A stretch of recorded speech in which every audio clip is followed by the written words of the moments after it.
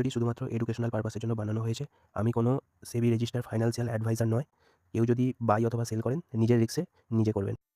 Hello traders, আগের দিনে কি বলেছিলাম? আগের দিনে দেখো 15 মিনিটে দেখাই যে মার্কেট এখানে এসেছে, এখান থেকে মার্কেট এই উপরে রেজিস্ট্যান্স নেবে। দেখো সেমভাবে রেজিস্ট্যান্স নিয়েছে, রেজিস্ট্যান্সের পরে এম প্যাটার্ন তৈরি করবে, করার পর তাদের নেকলাইন ব্রেক করলে আবার ডাউনফল করার চান্স অনেক বেশি আছে। দেখো যতদূর টার্গেট বলেছিলাম তত দূরেই গেছে। এবার আমরা সেল সাইড দেখতে পারি, কারণ রেজিস্ট্যান্স জোনে আছে। ঠিক আছে, এটা হচ্ছে আগের দিনের অ্যানালাইসিস ছিল। আজকে মার্কেট কী করতে চাইছে সেটা যদি দেখি, আমরা 1 ঘন্টায় চলে যাব এবং সমস্ত ড্রয়িংগুলো রিমুভ করে দেবো।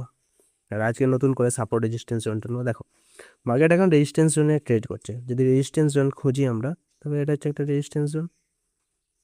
কেন? দেখো এখানে সাপোর্ট নিয়েছে, ব্রেকডাউন করেছে, রিটেস্ট করেছে, এবার এখান থেকে কী করেছে, ডাউনফল করে দিয়েছে মার্কেট। ঠিক আছে, সেই জন্য এটাকে কী বলছি আমরা, রেজিস্ট্যান্স জোন। এবার যেহেতু রেজিস্ট্যান্স জোন, এটাকে আমরা রেড কালার করে নেবো।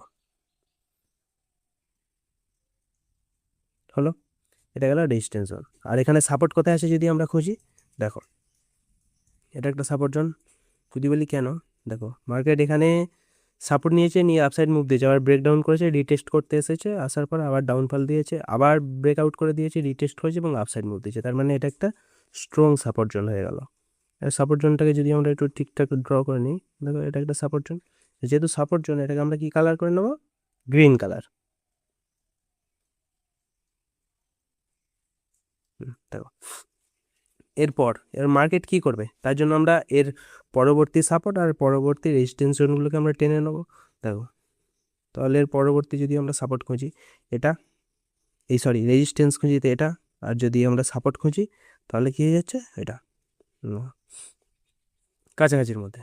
এর কী হচ্ছে, এগুলো সাপোর্ট রেজিস্ট্যান্স জোন 1 ঘন্টা টেনে নেওয়া হলো। আর মার্কেটের ভিউ দেখো, এখানে যদি আমরা ভালো করে দেখি, এখানে অলরেডি একটা এম প্যাটার্ন তৈরি করে ফেলেছে মার্কেট। দেখো এখান থেকে গেছে যে এই এই এই এই ঠিক আছে, এবার এম প্যাটার্ন তৈরি করে ফেলেছে। এবার আমাদের ওয়েট করতে হবে এই এই যে নেক লাইন, এই যে এখানে একটা জোন তৈরি হয়েছে, যদি আমরা 15 মিনিটে যাই দেখতে পাবো এই জোনটা ব্রেক ডাউন করার পর একটা ছোট্ট করে রিটেস্ট, এবং সেখানে যদি ক্যান্ডেল কনফার্মেশন আমরা পেয়ে থাকি, তাহলে একটা সেল সাইড প্ল্যান করবো। ফার্স্ট টার্গেটে এই পর্যন্ত থাকবে, যদি আরও ভালো মুভ দেখতে পাই আমরা হোল্ড করতে পারবো এই নেক্সট সাপোর্ট জোন পর্যন্ত।